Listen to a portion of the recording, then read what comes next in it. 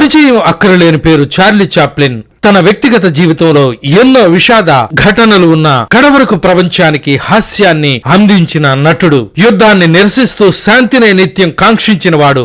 మానవతావాది, దయార్థ హృదయుడు, మేధావి. Charlie Chaplin స్ఫురద్రూపి అయిన హాస్యం కోసం తన హావభావాలేగాక ప్రత్యేక ఆహార్యాన్ని ఏర్పరచుకుని ప్రపంచ స్థాయిలో కోటాను కోట్ల ప్రేక్షకుల అభిమానాన్ని పొందిన నటుడు. మూకీ సినిమాల చక్రవర్తి. నాటకరంగం పునాదిగా అద్భుత నటనకు చిరునామా.